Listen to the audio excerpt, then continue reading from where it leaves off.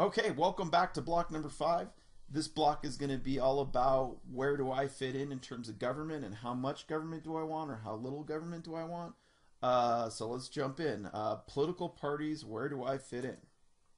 So, before we get into the Republican Party and the Democrat Party and other political parties, we're just going to talk about what is a political party. A political party is a group, just like it says here, that has similar political beliefs.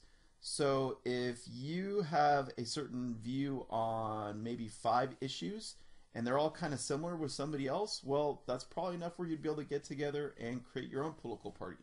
So that's really all a political party is. It's if you have a group of people that share similar beliefs or views, you can all get together, make a party, and then you can kind of organize together.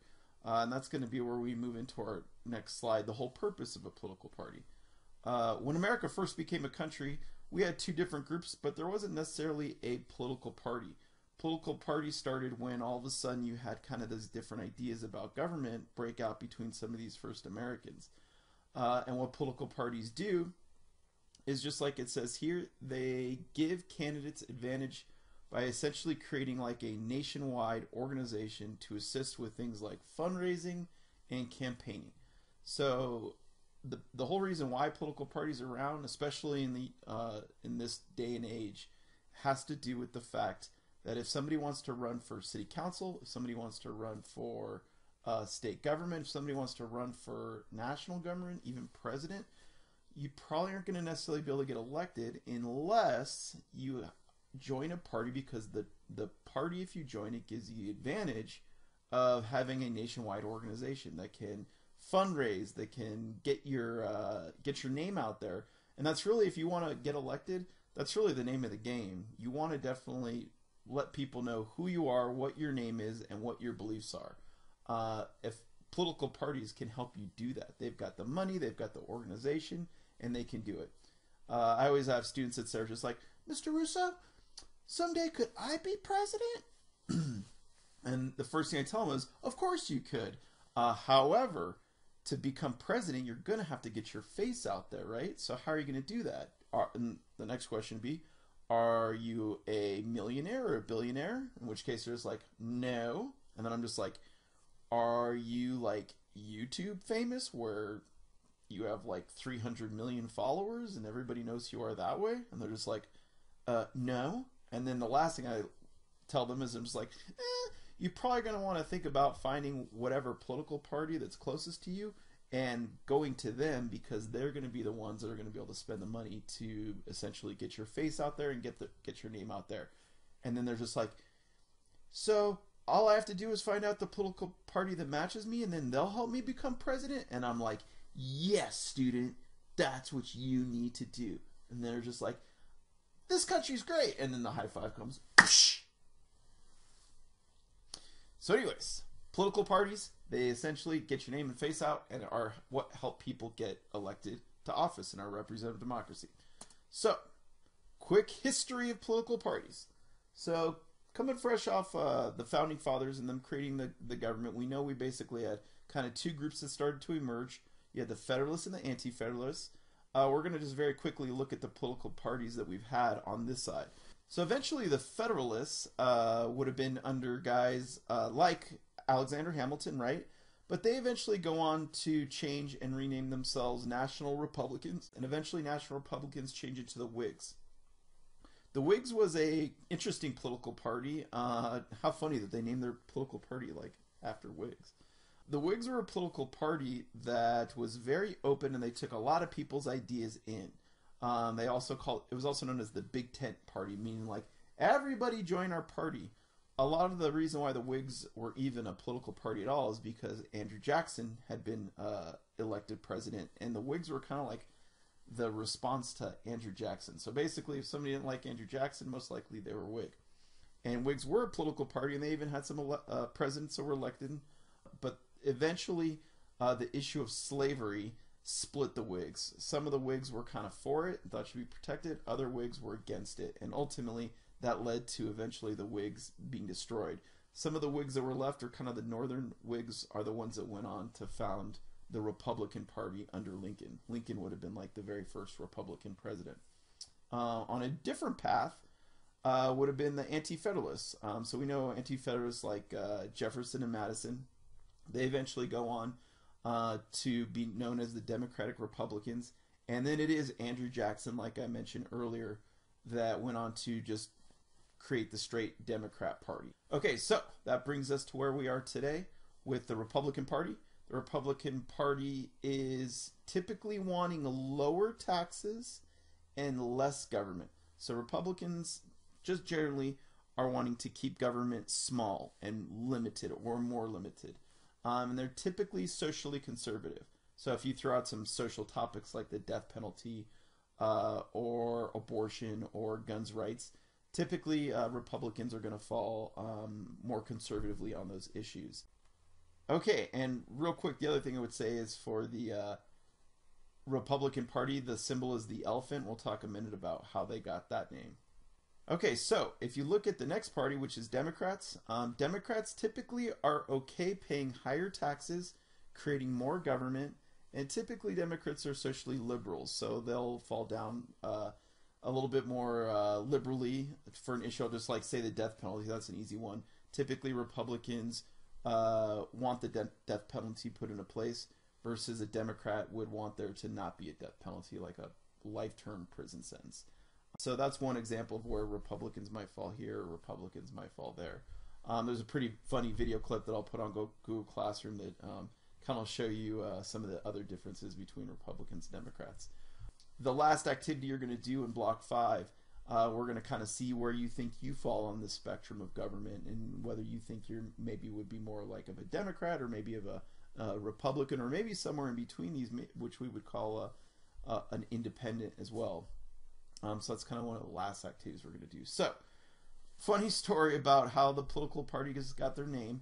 Originally, the Democrats were portrayed as almost like an insult or a jab, with being called donkeys, or the other word that you could think of for donkeys, and it was directed towards Andrew Jackson.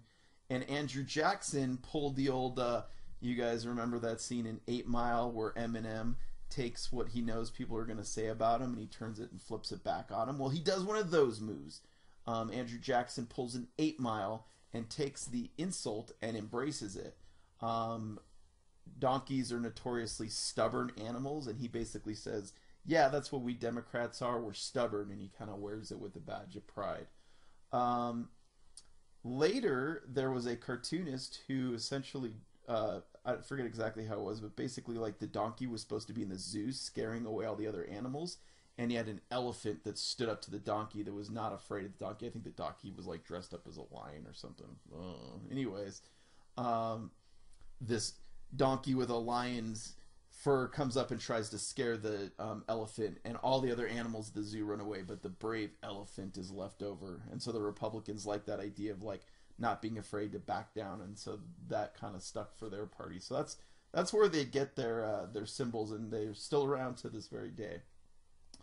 All right, so we talked about Republicans wanting less government, lower taxes, versus Democrat might be okay paying higher taxes, a little bit more government. Well, one thing to keep in mind is that for goods and services provided by the government, usually if the way I like to explain is usually if the government is doing something as a service, they can perform the service, but it's maybe not that great. If you've ever been to the DMV, a lot of you guys maybe are going or will go there. You'll notice that it's maybe not the most necessarily friendly experience you've ever had. You'll go in and you'll get your license, but you probably are going to have to wait in a line, and it might not be like the most sunny, positive experience you've ever had in your life. There's a word for this. This is known as bureaucracy. It's the term for when typically government does something, and it operates in a sluggish or maybe not a super efficient way. There are some exceptions to this, so I will say, if you look at like a police officer or a firefighter or even like a teacher, these professions aren't necessarily sluggish because the people that do these professions are motivated and they're passionate and they want to do the best possible job they can do because they love what they do. And so these government jobs, typically, I know it's like a big overgeneralization, but typically these kind of jobs would get done in an efficient and very friendly and good way. for the most part. So not every government job is going to be slow and sluggish and inefficient. Some people that fill certain government jobs, like firefighters, police officers, teachers, and I know I'm leaving some out, can provide an excellent level of service. However, if you start thinking about like the DMV, where it's just somebody's just giving somebody like a license plate, the worker might not be super motivated. They might not necessarily like want to be working there, and so that's where it kind of leads to this like, I'm in no rush. You don't have anywhere else you can get your license, so deal with it. Because I'm getting paid no matter what, so maybe I'm not going to have the most friendly, efficient attitude. Again, I know that's an overgeneralization, but hopefully you kind of get the idea. So, history has shown that if you have a business that's going to provide a good or service, and you have two private companies that are competing against each other, usually your product is going to be much better.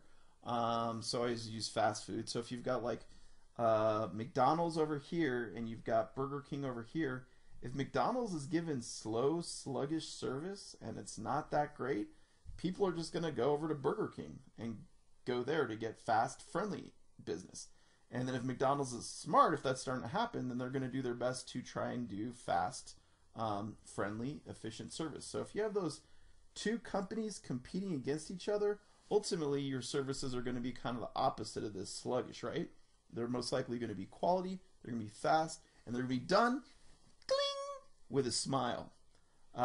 So that's hopefully you'll get an idea that when two companies compete, it's going to be better for the consumer. Versus if you only have one place to get something and it's the government, they'll be able to do it, whether it's giving you a license, whether it's like fixing, let's say, a road or a pothole. The government can do the service. It's just maybe not going to be like the best service ever. The incentives aren't necessarily there. All right, so that's pretty much it for this unit. How much government do you think should be happening in the United States, or how little? That's what we're going to look at for this next activity we're doing, Block 5. There's also going to be a quick little CPR report that just gets into your level of government and taxes and fixing the streets in Colorado City. All right, thanks for stopping by for Block number 5. Okay, bye.